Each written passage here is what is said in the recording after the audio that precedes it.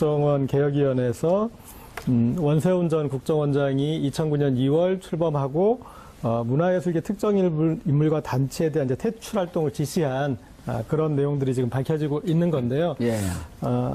제가 좀 당시 좀 관련 자료들을 좀 찾아보다가 흥미로운 걸 발견했어요. 그러니까 결국은 청와대와 국정원의 이런 문화예술계 MB정부의 블랙리스트가 어떤 연관이 있느냐 하는 그런 문제지 않습니까? 예. 그런데 제가 이거는 있던 걸 발굴한 건데, 그러니까 이명박 정부 말기에 예.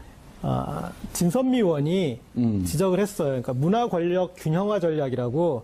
그러니까 이게 말하자면 좌파 청산 전략이에요. 그러니까 문화예술계의 좌파 청산 전략을 그 당시 2012년 말에 문제 제기를 했었는데, 문화 권력 균형화 전략. 네, 그 말은 전략? 균형을 맞추자는데 예. 지금 문화예술계가 좌파에 점령당해 있으니 빨리 저들을 몰아내고 빼앗자 하는 이제 그런 전략이 담긴 청와대 기획관리비서관실 보고서고요. 예. 이게 작성 시기가 2008년 8월 27일이에요.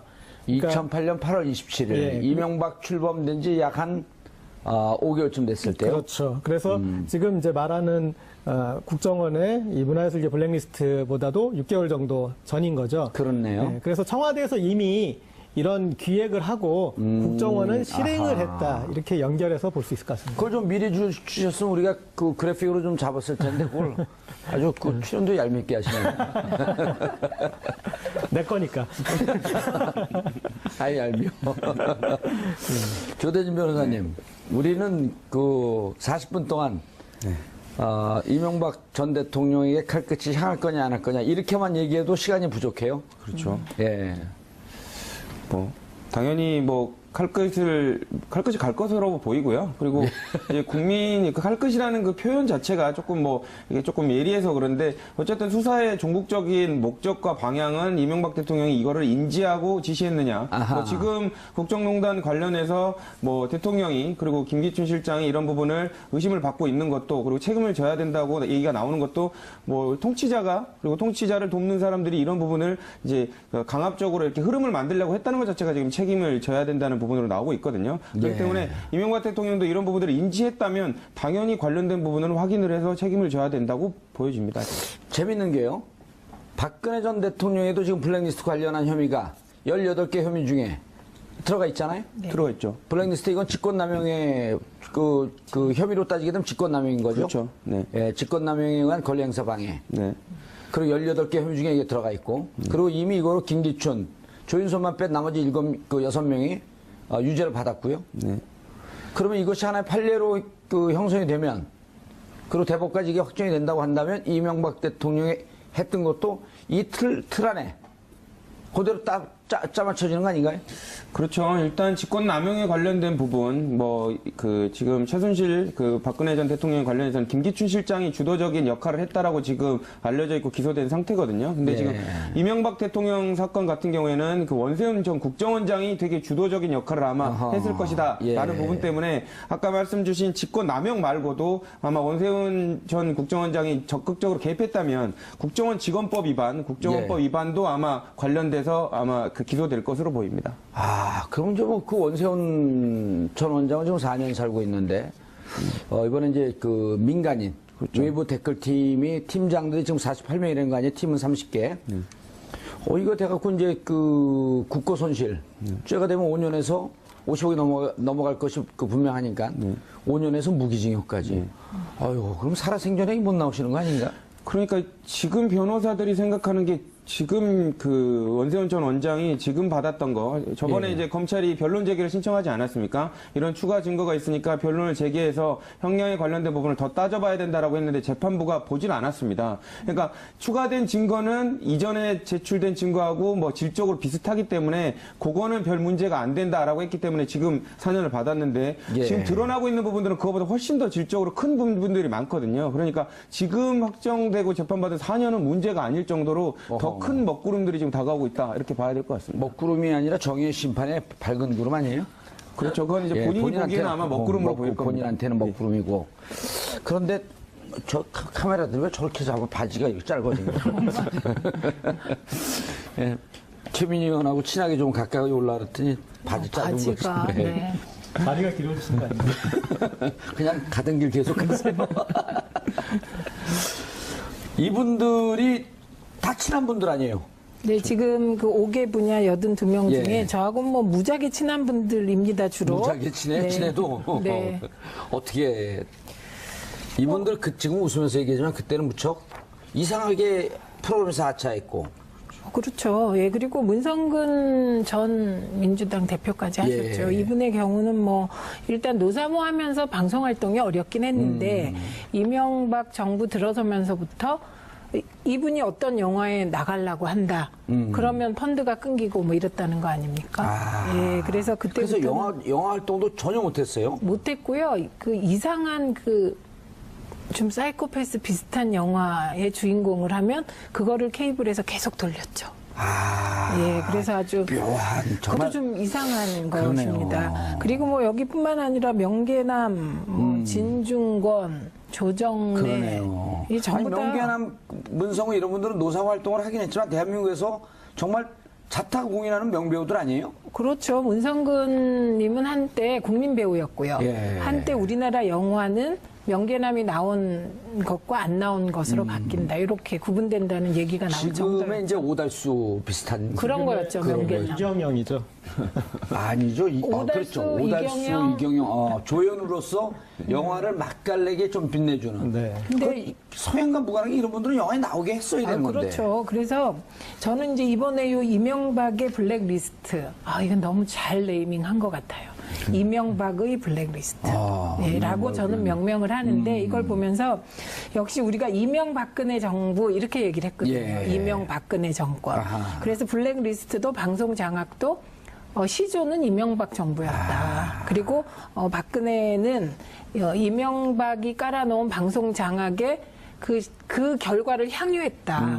예, 블랙리스트도 결국은 뭐 시조는 이명박 근데 정부였네요. 저는 예. 이 리스트를 보면서 반성을 했습니다. 그러니까 이명박 정부가 정부에 반대하는 이런 문화예술인 연예인들의 리스트를 만들었잖아요. 생각을 해보니까 제가 정보 보고를 한 격이 됐더라고요. 이분들의 활동에 대해서 당시에 제가 이제 소셜 테이너라는 말을 좀 만들어서 그러니까 사회 문제에 관심 있는 엔터테이너들을 소셜 테이너로 묶어서 숨은 활동을 하시는 분들까지 제가 취재를 해서 그분들의 이야기를 했는데 그거를 근거로 블랙리스트를 만들었다. 그렇죠. 이게 그런 것들을 참고해가지고 예. 뒤에서 이런 배우들이 암약을 하고 있구나. 그게 MB의 배우 조정이었다. 그렇죠. 예. 그때 배우 조정을 한 거예요, 고재열 기자가. 예, 소셜 테이너라는 그 말이 예. 그게 굉장히 신선해서 그럼요. 예, 새로운 신조어였습니다. 그걸 고재열 기자가 만들었나요? 네. 오. 그런데 이제 여기 보면 이제 좌파 연예인 꽤 인상적으로 다가왔었는데 소셜 네, 테이너가. 그때 그랬습니다. 예. 그런데 그 뒤에 이제 소셜 테이너 시대가 끝나고 네. 폴리 테이너 시대로 오면서 제가 1호였었잖아요. 가던 길 가시죠. 네, 우리 가던 길 가면 예. 왜 이제 원세훈 국정원이 좌파 연예인 대응 TF 이렇게 만들었다고 예. 했잖아요. 근데 이게 연예계만 그런 게 아니고요. 이명박 정부가 들어서서 하려고 했던 게 좌파 척결이었습니다. 네, 그래서 그때 지금은 뭐 거의 알려지고 그랬지만 저도 싹 제 뒤를 털려서 최근에 제가 이제 과거에 그때 민주 언론운동 하시고 그랬을 때 아니에요? 그리고서 방송위원회 부위원장을 했죠. 방통위원회인가 방송위원회인가? 그러니까 과거에는 방송위, 방송위원회. 지금은 방통위. 그래서 제 경우도 최근에 그 방송위에서 같이 일했던 그 방송위 예. 직원이 연락이 왔어요. 내가 그때는 당신한테 얘기 못했지만 이제는 얘기한다면서 저의 비리를 얘기하라고, 돈 받은 거 얘기하라고 자기가 검찰에 몇 번을 불러갔습니다. 이거를 이제서야 너한테 얘기한다. 왜냐하면 그때는 너무 이게 제가 좀 신경 쓰일까봐 얘기를 못했다. 그러니까 이게 저는 이제 근데 부위원장 비리가 없으신 분 아니에요? 안 나왔죠 하나도. 검찰 가서 그분이 그렇게 얘기했나? 이분은 최민희 씨야말로 명경지수다. 뭐 어쨌든 그래서 저는 뭐 드러난 게 없어요. 예. 1,800원 나왔는데 1,800원. 그게 이제 방송위원회 부위원장 카드로 예. 민주언론 시민연합 앞에 가서 김유진 사무처장한테 1,800원짜리 커피 사줬다. 그게 무슨 뭐랬더라? 뭐 그래갖고 그거 가지고 직무 연관성이 없는 곳으로 가서 법카를 썼으므로 그쵸. 배임 횡령이다 1,800원. 네, 그게 코미디를 하시네요. 그래서 저를 국회로 불러서 예. 제가 국회에 출석까지 했습니다. 1,800원 어디다 썼나? 예, 근데 그건 뭐 안 물어봤어요.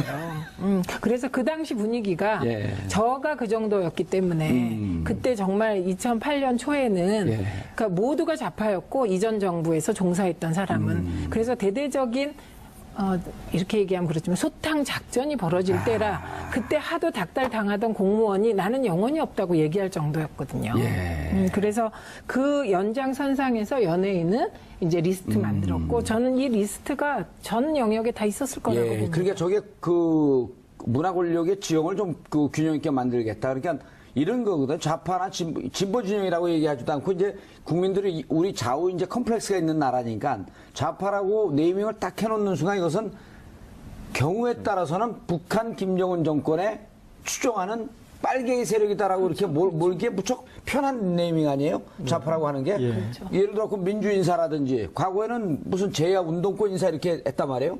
근데 진보 인사라든지 이렇게 하지 않고 좌파라고 해놓고 좌쪽으로 기울어졌으므로 이걸 바로 놓자. 그 단어가 뭐와 연계되어 있냐면요. 종북좌파, 예. 친북좌파. 아, 이렇게 앞에 그러네요. 종북과 친북이 붙으면 이제 그게 대중을 속이는 언어가 되죠. 자신 스스로 불법 종북 세력이라고 그 자임하는 분이 계시거든요.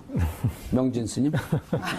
그 명진 스님이 지금 이 대통령을 만들어야 하겠다고 생각하는 사람이 저하고 무관해요.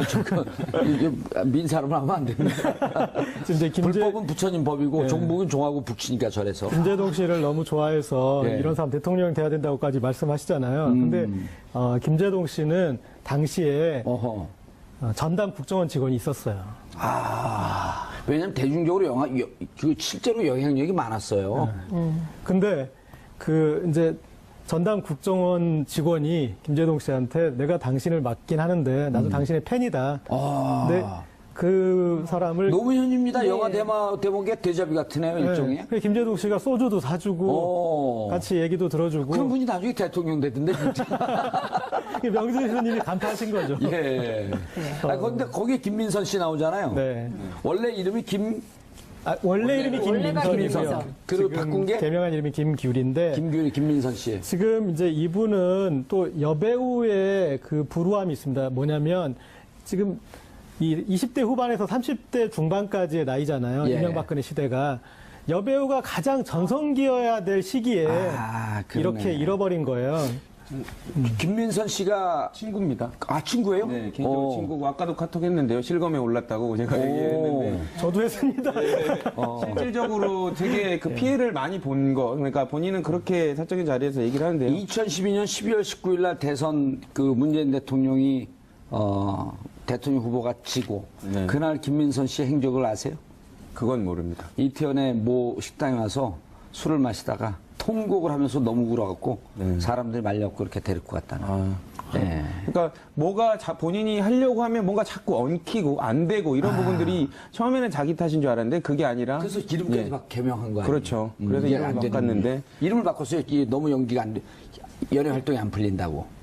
그게 정권의 예. 블랙리스트 때문인 거. 계속 얘기해서 이게 네네네. 재밌습니다. 예. 어쨌든 그런 부분들 때문에 본인이 그런 그 얘기를 하더라고요. 근데 본인은 처음에 그런 생각을 했던 게 어떻게 이제 그 국가라는 뭐 이런 부분이 내가 의심하는 대로 정말로 이렇게 통제를 했겠느냐라고 생각이 됐는데 예. 이제는 다 드러나고 있지 않습니까? 제가 궁금한 게 이런 겁니다. 이게 지금 청와대 그다음 국정원 TF 국정원 뭡니까 국정원 적폐청산 적폐청산 TF에서 이 문제를 검찰에 이제 수사 권고를 하잖아요. 네, 그렇죠. 그렇게 앞서서 이런 근거가 나오면 이 대상자들 예를 들어 명계남 배우라든지 문성근 배우라든지 김민선 씨라든지 이런 분들이 우리가 실질적으로 당신들의 이러한 잘못된 정책으로 인해서 피해를 보았습니다라고 하고 이명박 전 대통령을 고소하면 어떻게 되는 겁니까? 그러니까 손해배상도 되고요. 그리고 관련돼서 고소를 하게 되면 예. 그것 때문에 형사처벌을 당연하죠. 해달라고 고소를 하는 거죠. 네네. 왜 이런 거 가만히 있습니까? 그렇죠. 수사가 제기되는 거는 뭐 충분히 가능하다고 봅니다. 그리고 예. 그걸 떠나서 일반적으로 지금 피해를 실질적으로 보지 않았습니까? 그렇기 때문에 민사소송을 통해 가지고 대통령의 이러한 통치 정책 때문에 그리고 이러한 개입 때문에 피해가 생겼다라고 충분히 민사적으로 주장할 그 이유가 있다고 저는 보여집니다. 민사 별로 관심이 없어요. 예, 알겠습니다. 형사. 근데 그 고소는 그러니까 수사기관이 인지하게 하는 건 얼마든지 가능합니다. 그리고 지금 이 피해가 현재 진행형입니다. 그렇죠. 10여 년 전 일이 아니라 이를테면 그런 이제 김민선 씨가 그런 것에 대해서 이제 코멘트를 하지 않습니까? 그리고 예. 내가 낸 세금으로 내 발목을 잡았구나. 이제 그런 말들을 한 것들에 대해서 기사가 나오잖아요. 예. 그러면 그 기사에 일베 성향의 그런 사람들이 악플을 계속 다는 거예요. 그게 또 스트레스를 주고. 자기는 예. 10년 만에 억울함이 해소되나 싶었는데 그 밑에 달린 댓글들은 또 다 자기 욕인 거예요. 예. 그런데 기억하시는 분들이 있는지 모르겠지만 일베 쪽에 좌파 연예인 리스트라고 빨갱이 연예인 리스트 그런 식으로 해서 이와 거의 흡사한 리스트가 있어요. 그러니까 이분들은 그런 국가 권력에 의해서 이렇게 이제 단죄되고 피해를 입은 것과 함께 그런 것들이 또 한 차례 그런 이 우파 네티즌들한테 공유되면서 예. 다시 또한 그 대중 연예인이기 때문에 대중들의 반응이 제일 뼈아프거든요. 예. 근데 대중들이 본인들을 타겟으로 해서 이렇게 공격을 가하니까 좀 이중의 피해를 입게 되는 거죠. 이런 거네요. 조대진 변호사님. 일테면 이 국가가 그러니까 그 수구 성향의 국가가 국정원을 동원해서 가이드라인을 주고 그럼 그 가이드라인을 자양분으로 삼아서 일베나 이렇게 그 성향의 극우 보수 성향의 이런 사이트에서 다시 한번 이들의 명성에 흠이 갈 수 있는 댓글을 달고 그렇죠. 그 댓글을 다는데 하나의 바람을 또 잡아주면서 방향을 잡아주는 게 민간 댓글 부대고 그렇죠. 국정원은 지침을 주고 그럼 군에서 이것들이 간첩이네 하면서 사이버 사령부가 해서 너댓게 팀이 그냥 난도질을 해대는. 그렇죠. 그러니까 사실상 한 명, 그 대상은 한 일개 개인인데 조직적으로 여러 사람이 여러 가지 방식으로 해서 초토화를 시키는 거죠. 댓글을 뭐 활용해가지고 이 사람의 이미지를 망치고 예. 이미지 망친 이미지 가지고 또다시 이렇게 의심사고 정부 정책에 반한다고 또 분류하고 그렇기 때문에 사실상 저항할 수 있는 방법이 없고요. 당사자들은 그렇게 했다고 그러더라고요. 왜 이렇게 내 일이 안 풀리나? 내 사주가 안 좋은가? 예. 뭐 이런 그래서 이름도 바꿔봐야겠다 이런 생각까지 했는데 결국에는 국가가 주식적으로 개입했을 가능성이 높아지는 분위기입니다. 근데 이 그 부분에서 최민희 하나- 의원님. 네. 제가 이제 우리가 방송을 보는 분들이 신문 기사를 못 보는 분들도 계시고 네, 그렇기 네. 때문에 실질적으로 대표적으로 어떻게 이분들이 피해를 받는지 소개를 좀 해주시죠. 네, 이거는요. 우선 첫째는 대표적으로 김제동, 김미화, 김여진 씨 예를 예. 들어보면 될 아하. 것 같아요. 그리고 이게 다 문제가 됐습니다. 그 당시에. 그래서 김제동 씨가 출연하는 어떤 프로그램을 예. 국정원이 나서서 프로그램 자체를 폐지시켜라. 어허. 이렇게 나온 거예요. 예. 그게 환상의 짝꿍이라는 겁니다. 어. 예, 그런데 실제로 2010년 7월에 MBC 환상의 짝꿍 사랑의 교실이 폐지됩니다. 예. 예, 그리고 이제 김미화 씨 같은 경우는 그 세계 김제동 거 조금 더 소개해 줄 할까요? 내용이 많네요. 예, 많습니다. 예, 그리고 김제동 씨 거 다시 한번. 예. 예, 이게 이제 2010년 5월에 노무현 전 대통령 추도식 사회를 맡았어요. 예, 시청 앞에서 열린 거였었죠. 노제. 네. 예. 그런데 그때 엠넷에 녹화까지 마친 김제동 쇼라는 게 있었습니다. 어허. 그런데 이게 5월 첫 방송 나온다고 고지도 된 걸로 아는데 연기가 되다가 6월 초에 김제동이 하차하겠다고 의사를 그 표명했습니다. 내부에서 무슨 얘기가 진행됐는지는 잘 모르지만. 그럼 모르지만 어쨌든 그 진행 상황이 그렇고요. 그다음에 김미화 씨 같은 경우는 예. 이분이 꼭 친정부라기보다는 예. 여성단체 연합의 뭐 소위 시민단체 쪽에 그 예. 무슨 행사에 사회도 보고 그랬어요. 그러니까 성향 자체가 되게 좀 리버럴하고 그렇죠. 개혁적인 예. 분이었어요. MBC 특정 라디오 진행자 퇴출 유도. 이거는 MBC 프로그램 저거 아닌가요? 그 세계는 지금. 김미화의 세계는 그리고 우리는 아. 이게 되게 인기 프로그램이었어요. 김미화 세계는 그리고 우리는. 네, 근데 여기에서 하차했고요. 그때 예. 김미화 씨가 그랬어요. 이거는 호응도 높고 시청률도 높은데. 청취율입니다. 예, 죄송합니다. 청취율도 높은데 왜 이거 내가 그만둬야 되냐 이런 어허. 얘기도 했던 거죠. 많이 문제가 됐었죠, 저게. 그렇죠. 저거는 굉장히 문제가 됐고요. 그다음에 예. 김여진 씨 있습니다. 아하. 예, 근데 이분은 진짜 매력적인 예. 여성 탤런트인데요. 이분도 마찬가지입니다. 국정원 활동 내역을 보면요. 그 내용에 MBC 특정 문화 연예계 출연 인물 퇴출 유도 이게 청와대까지 보고가 됐어요. 예, 그래서 이게 심지어 사규를 만들어 가지고요. 어허. 그 출연 제한 규정을 마련해서 이야. 이제 자른 케이스입니다. 그래서 저럴 땐 또 2011년 8월 우리가 여기서 짚고 넘어가야죠. 김재철 사장이 재임하던 시절. 그렇죠. 예. 그래서 MBC 손석희 시선 집중 예. 고정 패널로 발탁됐는데 그리고 MBC가 이거를 보도 자료 자료까지 낸 뿌렸어요. 상황에서? 예, 그런데 뭐 출연이 무산됐고. 출연 무산됐고요. 보도자료 배포했던 라디오 본부장하고 담당 부장, 홍보부장이 경징계 처분까지 받은 일이 예, 있습니다. 누가 처분했을까요? 김재철 사장. 그렇죠. 아하. 아주 환상의 콤비네요. 근데요, 아까 환상의 짝꿍이라고 나왔는데 김재철 사장과 원세훈 국정원장 그다음에 환상의 트리오? 이명박 전 대통령을 환상의 추천해요. 트리오. 근데 환상의 저는 삼짝꿍. 예, 여기서 연예계 블랙리스트를 왜 이렇게 심혈을 기울였을까? 예. 이게 왜 그러냐면요. 이게 이제 다른 특정 부분은 예. 정치권은 리스트를 만들어도 이게 문화로까지 확산되기가 어렵습니다. 대중들에게 파급력이 예, 좋으니까. 파급력이 크고요. 이게 결국 일베에까지 전해지고 특정 댓글 부대뿐만 아니고 일베의 극우 성향의 네티즌들에게까지 전파돼서 아직까지도 그분들이 댓글을 달잖아요. 예. 그래서 연예계 블랙리스트에 그분들이라고 심혈을 그러는 건 기울인 좀 듣기가 거북하네. 그 사람들이. 네, 그 사람들. 예. 자, 그런데 방송 자체에 개입한 것뿐만 아니고 국세청까지 동원했다? 고재열 기자님. 네. 이게 사람이 다 자기만 괴롭히면 예. 버틸 수 있는데 자기가 속한 회사를 혹은 자기의 가족을 이렇게 괴롭힐 때 못 버티지 않습니까? 예. 최민희 의원하고 저는 누가 괴롭혀주면 행복해요. 그래서 이런 이제 출연 기회나 프로그램 폐지나 그런 것과 함께 소속사를 세무조사해서 옥죄는 방식을 썼습니다. 제일 힘든 그 탄압이 들어왔네요. 네. 그래서 오. 그 소속사가 이제 이런 연예인들을 자제하게 만드는. 그러니까 예. 연예인들은 생각을 갖지 마라. 그리고 생각이 있더라도 표현을 하지 마라. 이렇게 압박을 해버린 거죠. 이 이제 리스트 중에 이제 나중에 또 이렇게 드러난 분 중에 유중상 씨가 있는데 그분은 이런 사회활동이나 이런 걸 전혀 하지 않고 유준상 씨요? 예, 넝쿨당에 뮤지컬- 나왔던 그 유준상 네, 씨인가요? 그 배우인데 오. 이유가 뭐냐면 노무현 대통령 그 이제 검찰 조사 받고 그럴 때 대검찰청 게시판에다가 어허. 게시판에다 이렇게 항의글 하나 썼는데 그런 자기 의사 표현했던 것들이 나중에 이제 이런 그 리스트까지 오르게 되는 그런 일이 몰랐네요. 있었거든요. 아니, 유준상 씨는 2012년에 그, 누구죠?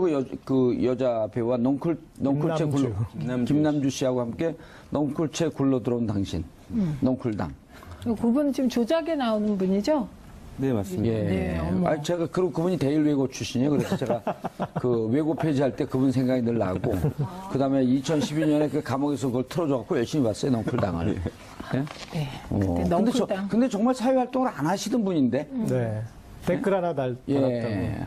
오죽하면 뭐 신해유행 갈 때 너무 그 협찬이나 찬조를 많이 받았고 뭐 그 사람들한테 눈총이 있었다 뭐 이제 이런 헛소문인지 뭐 그 사실인지 모르겠는데 사회활동과 그렇게 전혀 무관하게 연예 활동만 열심히 하시던 분인데. 예.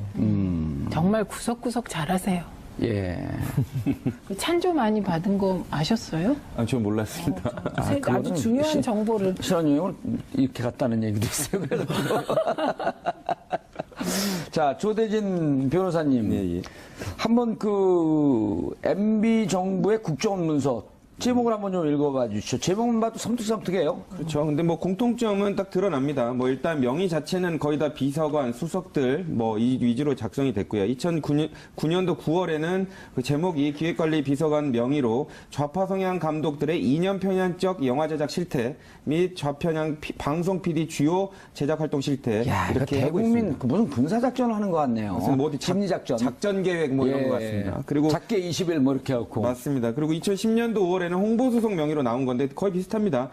KBS 공영방송인 KBS 조직 개편 관련한 좌편향 인사 여부, 그리고 2010년도에는 민정수석 명의로 좌편향 연예인들의 활동 실태, 그리고 고려 사항을 파악하라, 뭐 이런 제목으로 문서가 내려왔고요. 그리고 2010년 10월과 6월에도 각각 기획관리 비서관과 홍보수석 명의로 문화예술단체 내 좌파 인사 관리 방안, 그리고 예. 좌편향 성향 언론인 학자 연예인들이 진행하는 고정 프로그램이 뭔지 그 실태를 파악해라라는 정도의 내용까지 나온 상황입니다. 예. 최민희 의원님. 네. 자, 이게 블랙리스트인데요. 블랙리스트 하면 또 누구보다도 전문가시잖아요. 이게 저는 블랙리스트란 단어와 함께 대학교를 시작한 것 같아요. 예? 그때는 노동계 블랙리스트. 아, 근데 맞아요. 저는 지금 블랙리스트 나온 거 중에 제일 처절했던 게 노동계 블랙리스트 같고요. 예. 네, 그래서 그 단어는 뭐 저희에겐 좀 그렇죠. 아니, 그러니까 이 블랙리스트가 사실 원조가 네. 그 괴벨스 아닙니까? 아, 그렇죠. 예, 히틀러 시절에. 네, 그러니까 네. 인류상 다시 떠올리기 그 끔찍한 학살자. 히틀러의 2인자 괴벨스가 유태인 명단 작성하고 그리고 언론인 명단 작성하고 양심적 그 지식인들 명단 작성해서 네. 다 처형했던. 네. 그러니까 이게 지금은 처형할 수는 없지만 어쨌든 이분들의 활동을 옥죄서 자본의 흐름을 막아버린다라고 하는 것은 생활상의 사형 선고 처형과는 다름없는 거 아니에요? 사형 선고고요. 아까도 예. 잠깐 김규리 씨에 대해서 우리 고재열 기자가 말씀하셨듯이 9년 동안 활동을 못 한다는 건 연예인에게는 연예인들에게는. 사형 선고입니다. 그리고 가장 네, 그 황금기에 황금기에. 되게 그렇게 아하. 되거든요. 그러니까 나이로 따지면 지금 이제 문성근 님이 예. 그 조작에 나오잖아요. 예. 근데 9년을 지금 나이를 빼면 진짜 원숙한 연기를 할 때부터 못 나간 겁니다. 지금 9년을 빼면 조대진 변호사쯤 되지 않나요? 몇 년생이에요, 조대진 변호사가? 저는 39입니다. 39이에요? 네, 그럼 30 김기루 씨도 39이에요? 네, 동갑입니다. 오. 그리고 생일도 하루 차입니다. 8월 15일, 8월 16일. 그리고 더 끔찍한 게 있습니다. 예. 이렇게 이제 몇몇 연예인들이 정치적인 발언을 해서 블랙리스트라는 게 있을 것 같고, 그 다음에 출연을 못하게 되고 그러면 연예인 모두에게 파급 효과가 있습니다. 아, 그러네. 네, 네. 알아서 입을 다물게 네, 하고 네. 저 사람이 왜 그런지 쉬쉬하지만 다 내용은 알 거 아니에요. 알고 있고 그래서 그 영화계에서 그러면서 그런 그- 말이 있습니다. 영화계에는 문성근 효과라는 말이 있습니다. 모난 돌이 정맞으니까 그쵸. 우리 참고 살자. 네, 그래서 아하. 이거 이제 살짝 뒷얘기를 해드리면 2012년에도 그렇고 2017년에도 그러고 이제 사실은 이제 선거 시기가 되면 문성근 효과. 그 연예인들에게 도움을 구하게 되잖아요. 예. 근데 가장 어려웠던 분야가 영화계였습니다. 그게 문성근 명계남 효과 때문에. 그래서 이제 블랙리스트를 만들고 그것으로 연예인을 옥죄는 거는요. 꼭 해당된 82명에게만 해당되는 게 아닙니다. 전 연예계를 전 연예인. 옥죄는 거다. 예. 국회의원들이 야당 시절에 국회의원 하셨잖아요. 네. 18, 19대, 지금 20대니까 그 8년 동안 정봉주 효과라고 하는 게 또 있었다고. 맞아요. 다른 소리 하면 저렇게 된다. 정마진이 그냥 조용히 입 다물고 가늘고 길게 살자. 그거와 연관해서 예. 생각해 보니까 제가 19대 이제 국회 들어가서 계속 언론 문제를 봤잖아요. 예. 아무도 같이 안 하시는 거예요. 그게 그 주위에서 그랬다면 정봉주처럼 된다. 네, 저한테. 방송인 될 거다. 그거? 근데 어쨌든 실제 정봉주 효과가 있었어요. 예, 있었어요. 예. 예, 있었고 방송에 대해서 제가 문제 제기할 때 사실은 원내대표 한 분이 저를 불러서 어느 선 이상까지 나가지 말라는 지금 생각하면 그게 레드라인이었던 것 같아요. 맞아요. 근데 예. 제가 과감하게 펄쩍 예. 그리고 그 영광의 낙선을 기꺼이 아. 받아들이고 다음에 또 꼭 돼요. 걱정하지 마세요. 예. 자, 고재열 기자님. 그런데 자, 이제 MB한테 갈 것이 가냐 안 가냐 뭐 갈 수밖에 없는 상황인데 또 오늘 그 시사인과 비슷한 노컷뉴스에서 노컷뉴스에서. 예. 아니, 그거 아주 기사 잘 쓰기로 유명한데요. 시사인도 그렇고 노컷뉴스도 그렇고 거기서 시사 노컷 뉴스에서. BBK의 실소유자인 듯한 그 자금의 흐름이 파악됐다고요? 예. 어젯밤에 그 기사를 쓴 손태임 기자가 저한테 계속 카톡을 까는 분이겠는데 이제 카톡을 까서 뭐 이 BBK 관련해서 이명박 쪽 코멘트를 좀 들을 만한 사람을 소개시켜달라 그래가지고 뭔 기사를 쓰려나 했더니 아침에 봤더니 이제 그 개인적으로 기사를- 아는 기사였나요? 네. 오. 저도 좀 압니다. 저도. 예. 자, 그런데 그 결국은 그 LK뱅크에서 네. 이명박 개인 계좌로 49억 5천원 뺀, 55에서 5천원 뺀 돈이 넘어갔다. 가장 중요한 것은 당시 수사 결과에서 검찰이 클리어를 해줬던 내용이라는 게 중요하죠. 그러니까 그때 검찰이 쉽게 얘기해서 말아드셨던. 그렇죠. 그러니까 파악을 못했다고 했다는 게 아니라 예. 그런 돈 없다고 그랬었는데 이제 그거 지적해갖고 감옥 간 사람이 있잖아요. 이분요. 제가 그거 똑같이 지금 지적한 거거든요. 이 다 친한 분들 아니에요. 네, 지금 그 5개 분야 82명 예. 중에 저하고는 뭐 무지하게 친한 분들입니다, 주로. 무지하게 친해? 네. 친해도 네. 어떻게 이분들 지금 웃으면서 얘기하지만 그때는 무척 이상하게 프로그램에서 하차했고 그렇죠. 예, 그리고 문성근 전 민주당 대표까지 하셨죠. 예. 이분의 경우는 뭐 일단 노사모 하면서 방송 활동이 어렵긴 했는데 이명박 정부 들어서면서부터 이분이 어떤 영화에 나가려고 한다. 그러면 펀드가 끊기고 뭐 이랬다는 거 아닙니까? 예, 그래서 그래서 영화 활동도 전혀 못했어요. 못했고요. 그 이상한 좀 사이코패스 비슷한 영화의 주인공을 하면 그거를 케이블에서 계속 돌렸죠. 예, 그래서 아주 묘한 정말 그것도 좀 이상한 그러네요. 것입니다. 그리고 뭐 여기뿐만 아니라 명계남, 진중권, 조정래 그러네요. 이 전부 다 명계남, 문성우 이런 분들은 노사 활동을 하긴 했지만 대한민국에서 정말 자타 공인하는 명배우들 아니에요? 그렇죠. 문성근님은 한때 국민 배우였고요. 예. 한때 우리나라 영화는 명계남이 나온 것과 안 나온 것으로 바뀐다. 이렇게 구분된다는 얘기가 나올 정도로 지금의 이제 오달수 비슷한 그런 거였죠. 명계남. 이경영이죠. 아니죠. 오달수, 그렇죠. 오달수, 이경영. 조연으로서 영화를 맛깔나게 좀 빛내주는. 네. 근데 서양과 무관하게 이런 분들은 영화에 나오게 했어야 되는 건데. 그렇죠. 그래서 저는 이제 이번에 요 이명박의 블랙리스트. 이건 너무 잘 네이밍한 것 같아요. 이명박의 블랙리스트.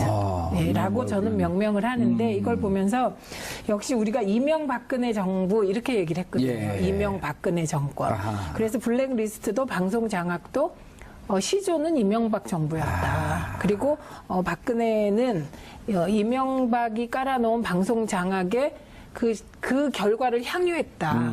예, 블랙리스트도 결국은 뭐 시조는 이명박 그래서 정부였네요. 저는 예. 이 리스트를 보면서 반성을 했습니다. 그러니까 이명박 정부가 정부에 반대하는 이런 문화예술인 연예인들의 리스트를 만들었잖아요. 생각을 해보니까 제가 정보 보고를 한 격이 됐더라고요. 이분들의 활동에 대해서 당시에 제가 이제 소셜 테이너라는 말을 좀 만들어서 그러니까 사회 문제에 관심 있는 엔터테이너들을 소셜 테이너로 묶어서 숨은 활동을 하시는 분들까지 제가 취재를 해서 그분들의 이야기를 했는데 그거를 근거로 블랙리스트를 만들었다. 그렇죠. 이게 그런 것들을 참고해가지고 예. 뒤에서 이런 배우들이 암약을 하고 있구나. 그게 MB의 배우 조정이었다. 그렇죠. 예. 그때 배우 조정을 한 거예요, 고재열 기자가. 예, 소셜 테이너라는 그 말이 예. 그게 굉장히 신선해서 그럼요. 새로운 신조어였습니다. 그걸 고재열 기자가 만들었나요? 네. 오. 그런데 이제 여기 보면 이제 좌파 연예인 꽤 인상적으로 다가왔었는데, 소셜 네, 그때 테이너가. 그랬습니다. 예. 그런데- 그 뒤에 이제 소셜 테이너 시대가 끝나고 네. 폴리테이너 시대로 오면서 제가 1호였었잖아요. 가던 길 가시죠. 네, 우리 가던 길 가면 예. 왜 이제 원세훈 국정원이 좌파 연예인 대응 TF 이렇게 만들었다고 예. 했잖아요. 근데 이게 연예계만 그런 게 아니고요. 이명박 정부가 들어서서 하려고 했던 게 좌파 척결이었습니다. 네, 그래서 그때 지금은 뭐 거의 알려지고 그랬지만 저도 싹 제 뒤를 털려서 최근에 제가 이제 과거에 그때 민주 언론운동 하시고 그랬을 때 아니에요? 그리고서 방송위원회 부위원장을 했죠. 방통위원회인가 방송위원회인가? 그러니까 과거에는 방송위, 방송위원회. 지금은 방통위. 방통위. 그래서 제 경우도 최근에 그 방송위에서 같이 일했던 그 방송위 예. 직원이 연락이 왔어요. 내가 그때는 당신한테 얘기 못했지만 이제는 얘기한다면서 저의 비리를 얘기하라고, 돈 받은 거 얘기하라고 자기가 검찰에 몇 번을 불러갔었다. 이거를 이제서야 너한테 얘기한다. 왜냐하면 그때는 너무 이게 제가 좀 신경 쓰일까봐 얘기를 못했다. 그러니까 이게 저는 이제 근데 부위원장 비리가 없으신 분 아니에요? 안 나왔죠 하나도. 검찰 가서 그분이 그렇게 얘기했네. 이분은 최민희 씨야말로 명경지수다. 어쨌든. 그래서 저는 뭐 드러난 게 없어요. 예. 1,800원 나왔는데. 1,800원?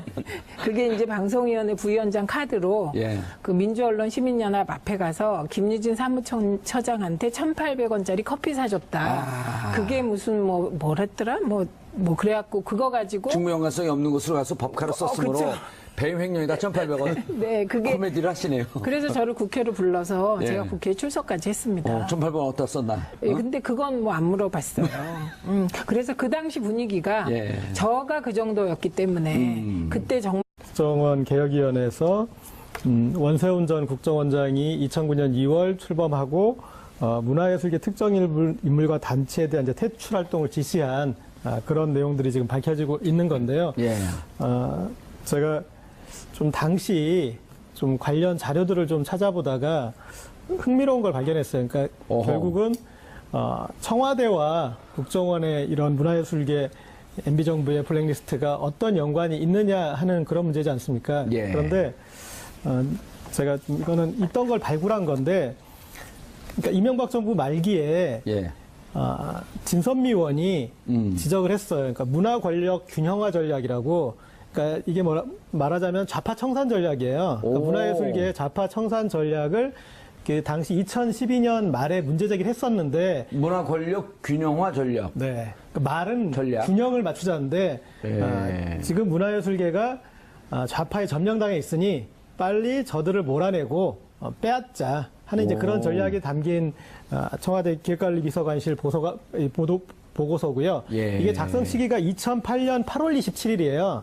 2008년 8월 27일 예. 이명박 출범된 지 약 한 5개월쯤 됐을 때요. 그렇죠. 그래서 지금 이제 말하는 국정원의 이 문화예술계 블랙리스트보다도 6개월 정도 전인 거죠. 그렇네요. 네, 그래서 청와대에서 이미 이런 기획을 하고 국정원은 실행을 아하. 했다. 이렇게 연결해서 볼 수 있을 것 같습니다. 그걸 좀 미리 주셨으면 우리가 그 그래픽으로 좀 잡았을 텐데 그걸 아주 그 출연도 얄밉게 하시네요. 내 거니까. 아이 얄미워. 조대진 변호사님, 우리는 그 40분 동안 이명박 전 대통령에게 칼끝이 향할 거냐 안 할 거냐 이렇게만 얘기해도 시간이 부족해요. 그렇죠. 예.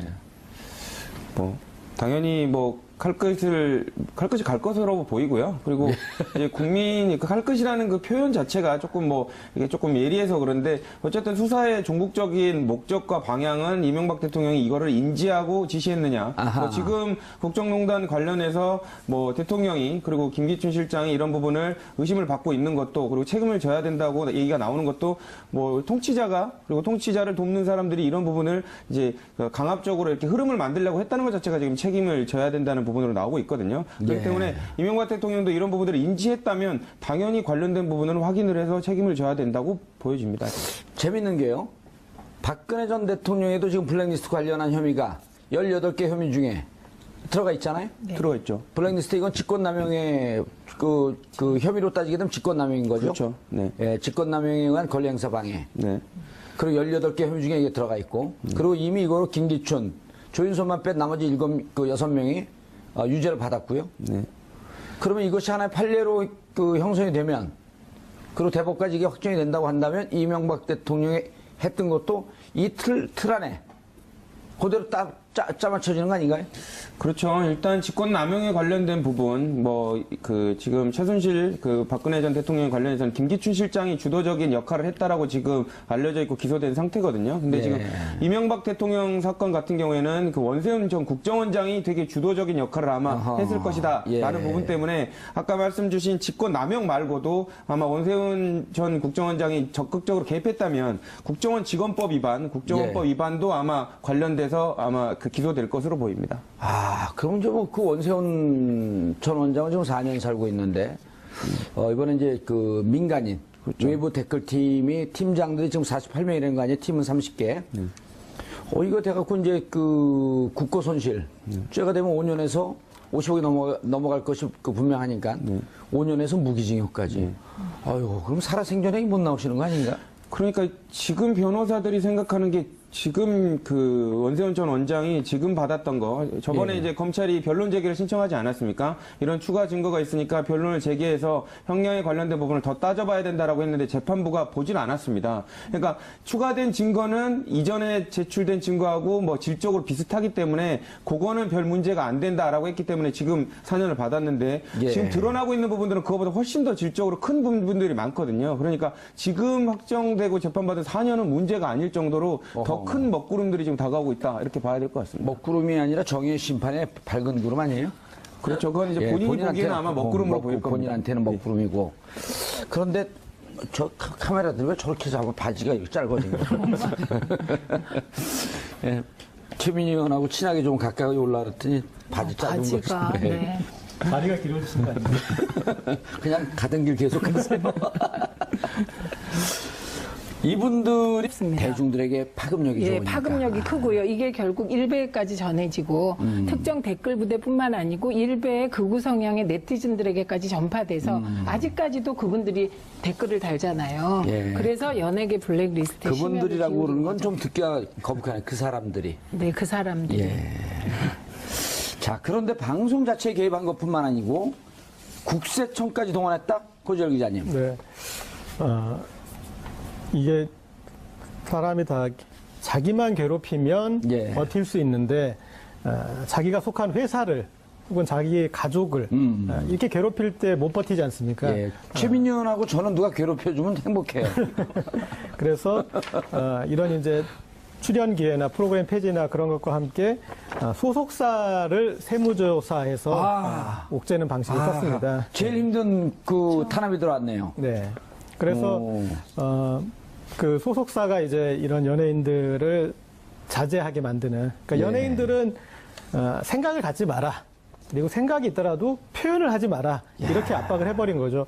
이 이제 리스트 중에 이제 나중에 또 이렇게 드러난 분 중에 유준상 씨가 있는데 그분은 이런 사회활동이나 이런 걸 전혀 하지 않고 유준상 씨요? 예, 넝쿨당에 뮤지컬- 나왔던 그 네, 유준상 그 씨인가요? 배우인데 오. 이유가 뭐냐면 노무현 대통령 그 이제 검찰 조사 받고 그럴 때 대검찰청 게시판에다가 어허. 게시판에다 이렇게 항의글 하나 썼는데 그런 자기 의사 표현했던 것들이 나중에 이제 이런 그 리스트까지 오르게 되는 그런 좀 일이 몰랐네요. 있었거든요. 아니 유준상 씨는 2012년에 그 누구죠 그 여자 배우와 넝쿨채 굴러 김남주 씨하고 함께 넝쿨채 굴러 들어온 당신 넝쿨당. 그분 지금 조작에 나오는 분이죠? 네, 맞습니다. 예. 네, 어머. 아니 제가 그분이 대일외고 출신이에요. 그래서 제가 그 외고 폐지할 때 그분 생각이 늘 나고 그다음에 2012년에 그 감옥에서 그걸 틀어줘갖고 열심히 봤어요 넝쿨당을. 예? 네. 근데, 그때 넝쿨당. 근데 정말 사회활동을 안 하시던 분인데. 네. 댓글 하나 달았다고. 예. 오죽하면 뭐 신의 여행 갈 때 너무 그 협찬이나 찬조를 많이 받았고 뭐 그 사람들한테 눈총이 있었다 문제 이런 헛소문인지 뭐 그 사실인지 모르겠는데 사회활동과 그렇게 전혀 무관하게 연예 활동만 열심히 하시던 분인데. 예. 정말 구석구석 잘하세요. 예. 그 찬조 많이 받은 거 아셨어요? 아, 저 몰랐습니다. 아주 그거는 중요한 정보를. 신혼여행을 이렇게 갔다는 얘기도 있어요. 그래서. 자, 조대진 변호사님. 예, 예. 한번 그 MB 정부의 국정원문서 제목을 한번 좀 읽어봐 주시죠. 제목만 봐도 섬뜩섬뜩해요. 그렇죠. 근데 뭐 공통점은 딱 드러납니다. 뭐 일단 명의 자체는 거의 다 비서관, 수석들 뭐 이 위주로 작성이 됐고요. 2009년도 9월에는 그 제목이 기획관리 비서관 명의로 좌파 성향 감독들의 이념 편향적 영화 제작 실태 및 좌편향 방송 PD 주요 제작 활동 실태 야, 이렇게 이거 하고 대국민 있습니다. 무슨 군사 작전을 하는 것 같네요. 무슨 뭐 어디 심리작전. 작전 계획 뭐 이런 것 같습니다. 그리고 작게 20일 뭐 이렇게 하고. 맞습니다. 그리고 2010년도 5월에는 홍보수석 명의로 나온 건데 거의 비슷합니다. KBS 공영방송인 KBS 조직 개편 관련한 좌편향 인사 여부, 그리고 2010년도에는 민정수석 명의로 좌편향 연예인들의 활동 실태, 그리고 고려 사항을 파악하라, 뭐 이런 제목으로 문서가 내려왔고요. 그리고 2010년 10월과 6월에도 각각 기획관리비서관과 홍보수석 명의로 문화예술단체 내 좌파 인사 관리 방안, 그리고 예. 좌편향 성향 언론인 학자 연예인들이 진행하는 고정 프로그램이 뭔지 그 실태를 파악해라라는 정도의 내용까지 나온 상황입니다. 예. 최민희 의원님. 네. 자, 이게 블랙리스트인데요. 블랙리스트 하면 또 누구보다도 전문가시잖아요.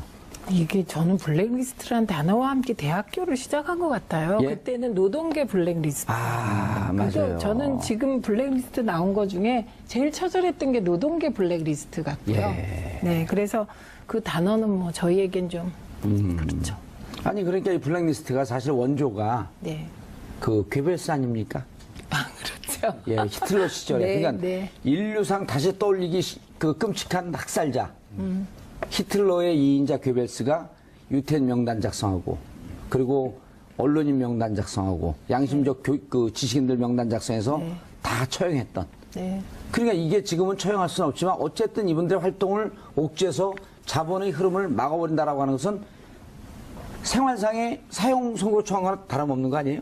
사형 선고고요. 아까도 예. 잠깐 김규리 씨에 대해서 우리 고재열 기자가 말씀하셨듯이 9년 동안 활동을 못 한다는 건 연예인에게는 연예인들에게는. 사형 선고입니다. 그리고 가장 네, 그 황금기에 황금기에. 되게 그렇게 아하. 되거든요. 그러니까 나이로 따지면 지금 이제 문성근 님이 예. 그 조작에 나오잖아요. 예. 근데 9년을 지금 나이를 빼면 진짜 원숙한 연기를 할 때부터 못 나간 거. 정말 2008년 초에는 예. 그러니까 모두가 좌파였고 이전 정부에서 종사했던 사람은 그래서 대대적인 이렇게 얘기하면 그렇지만 소탕 작전이 벌어질 때라 그때 하도 닥달 당하던 공무원이 나는 영혼이 없다고 얘기할 정도였거든요. 예. 그래서 그 연장선상에서 연예인은 이제 리스트 만들었고 저는 이 리스트가 전 영역에 다 있었을 거라고 예. 봅니다. 그러니까 저게 그 문화 권력의 지형을 좀 그 균형 있게 만들겠다. 그러니까 이런 거거든. 좌파나 진보 진영이라고 얘기하지도 않고 이제 국민들이 우리 좌우 이제 컴플렉스가 있는 나라니까 좌파라고 네이밍을 딱 해놓는 순간 이것은 경우에 따라서는 북한 김정은 정권에 추종하는 빨갱이 세력이다라고 이렇게 몰기에 무척 편한 네이밍 아니에요? 좌파라고 하는 게. 예. 그렇죠. 예를 들어 그 민주 인사라든지 과거에는 무슨 제야 운동권 인사 이렇게 했단 말이에요. 근데 진보 인사라든지 이렇게 하지 않고 좌파라고 해놓고 좌쪽으로 기울어졌으므로 이걸 바로 놓자. 그 단어가 뭐와 연계되어 있냐면요. 종북 좌파, 예. 친북 좌파. 이렇게 앞에 그러네요. 종북과 친북이 붙으면 이제 그게 대중을 속이는 언어가 되죠. 자신 스스로 불법 종북 세력이라고 그 자임하는 분이 계시거든요. 명진 스님. 그 명진 스님이 지금 이 대통령을 만들어야 하겠다고 생각하는 사람이 저 무관해요. 민사로 하면 안 됩니다. 이제 불법은 부처님 법이고 종북은 종하고 북치니까 저래서. 김재동 씨를 너무 좋아해서 예. 이런 사람 대통령 돼야 된다고까지 말씀하시잖아요. 근데 김재동 씨는 당시에 어허. 전담 국정원 직원이 있었어요. 왜냐면 대중적으로 그 실제로 영향력이 많았어요. 근데 그 이제 전담 국정원 직원이 김재동 씨한테 내가 당신을 맡긴 하는데 나도 당신의 팬이다. 근데 그 사람을 노무현입니다. 영화 대목의 대자비 같은 애요, 일종의. 네. 김재동 씨가 소주도 사주고 같이 얘기도 들어주고 그런 분이 나중에 대통령 되던데, 진짜. 명진 스님이 간파하신 거죠. 예. 근데 거기에 김민선 씨 나오잖아요. 네. 원래 이름이 원래 이름이 원래가 김민선이고요. 김민선. 그리고 지금 바꾼 게? 개명한 이름이 김규리인데 김민선 씨. 지금 이제 이분은 또 여배우의 그 불우함이 있습니다. 뭐냐면 지금 이 20대 후반에서 30대 중반까지의 나이잖아요. 예. 이명박근혜 시대가. 여배우가 가장 전성기여야 될 시기에 그러네. 이렇게 잃어버린 거예요. 김민선 씨가 친구입니다. 친구예요? 네, 개인적으로 친구고 아까도 카톡 했는데요. 실검에 올랐다고 제가 얘기했는데 저도 했습니다. 실질적으로 되게 그 피해를 많이 본 거. 그러니까 본인은 그렇게 사적인 자리에서 얘기를 하는데요. 2012년 12월 19일 날 대선 그 문재인 대통령이 대통령 후보가 지고 네. 그날 김민선 씨 행적을 아세요? 그건 모릅니다. 이태원의 모 식당에 와서 술을 마시다가 통곡을 하면서 너무 울어갖고 사람들이 말려갖고 그렇게 데리고 갔다는. 네. 그러니까 뭐가 본인이 하려고 하면 뭔가 자꾸 얹히고 안 되고 이런 부분들이 처음에는 자기 탓인 줄 알았는데 그게 아니라 그래서 이름까지 예. 막 개명한 거예요. 그렇죠. 그래서 이해가 이름을 안 되는 바꿨는데 분이. 이름을 바꿨어요. 이게 너무 연기가 안 돼. 연예 활동이 안 풀린다고. 그게 정권의 예. 블랙리스트 때문인 거. 계속 얘기했어요. 이게 네네네. 재밌습니다. 예. 어쨌든 그런 부분들 때문에 본인이 그런 그 얘기를 하더라고요. 근데 본인은 처음에 그런 생각을 했던 게 어떻게 이제 그 국가라는 뭐 이런 부분이 내가 의심하는 대로 정말로 이렇게 통제를 했겠느냐라고 생각이 됐는데 예. 이제는 다 드러나고 있지 않습니까?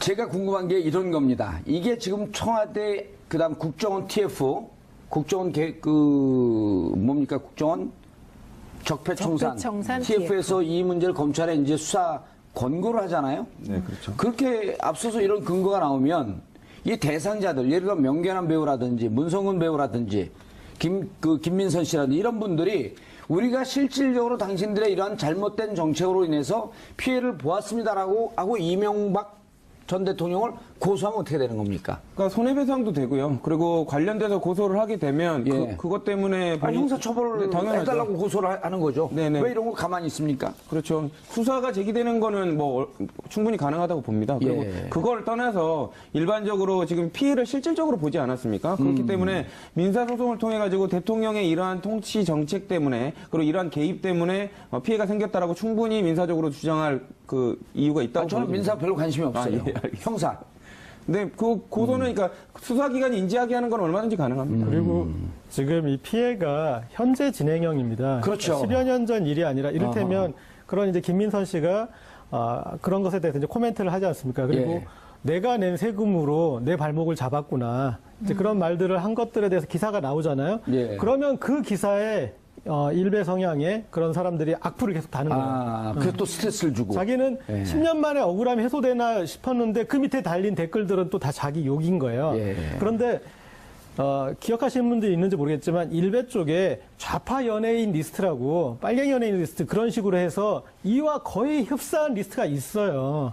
그러니까 이분들은 그런 국가 권력에 의해서 이렇게 이제 단죄되고 피해를 입은 것과 함께 그런 것들이 또 한 차례 그런 이 우파 네티즌들한테 공유되면서 예. 다시 또한 그 대중 연예인이기 때문에 대중들의 반응이 제일 뼈아프거든요. 예. 근데 대중들이 본인들을 타겟으로 해서 이렇게 공격을 가하니까 또 이중의 피해를 입게 되는 거죠. 이런 거네요. 조대진 변호사님. 일테면 이 국가가 그러니까 그 수구 성향의 국가가 국정원을 동원해서 가이드라인을 주고 그럼 그 가이드라인을 자양분으로 삼아서 일베나 이렇게 그 성향의 극우 보수 성향의 이런 사이트에서 다시 한번 이들의 명성에 흠이 갈 수 있는 댓글을 달고 그렇죠. 그 댓글을 다는데 하나의 바람을 또 잡아주면서 방향을 잡아주는 게 민간 댓글 부대고 그렇죠. 국정원은 지침을 주고 그럼 군에서 이것들이 간첩이네 하면서 사이버 사령부가 해서 너댓게 팀이 그냥 난도질을 해대는. 그렇죠.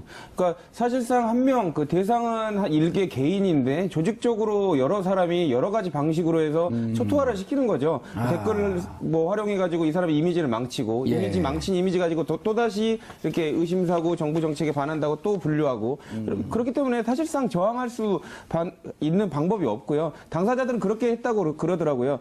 왜 이렇게 내 일이 안 풀리나? 내 사주가 안 좋은가? 예. 뭐 이런 그래서 이름도 바꿔봐야겠다 이런 생각까지 했는데 결국에는 국가가 주식적으로 개입했을 가능성이 높아지는 분위기입니다. 근데 이 그 부분에서 최민희 하나, 의원님. 네. 제가 이제 우리가 방송을 보는 분들이 신문 기사를 못 보는 분들도 계시고 네, 그렇기 네. 때문에 실질적으로 그 대표적으로 어떻게 이분들이 피해를 받는지 소개를 좀 해주시죠. 네, 이거는요. 우선 첫째는 대표적으로 김제동, 김미화, 김여진 씨 예를 예. 들어보면 될 것 아하. 같아요. 그리고 이게 다 문제가 됐습니다. 그 당시에.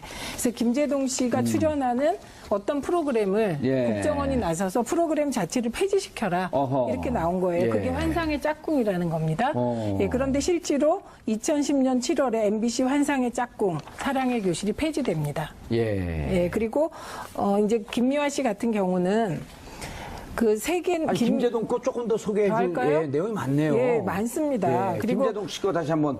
예. 예, 이게 이제 2010년 5월에 노무현 전 대통령 추도식 사회를 맡았어요. 예, 시청 앞에서 열린 거였었죠. 노제. 네. 예. 그런데 그때 엠넷에 녹화까지 마친 김제동 쇼라는 게 있었습니다. 어허. 그런데 이게 5월 첫 방송 나온다고 고지도 된 걸로 아는데 연기가 되다가 6월 초에 김제동이 하차하겠다고 의사를 그 표명했습니다. 내부에서 무슨 얘기가 진행됐는지는 잘 모르지만. 그럼 모르지만 그러니까 어쨌든 그 진행 상황이 그렇고요. 그다음에 김미화 씨 같은 경우는 예.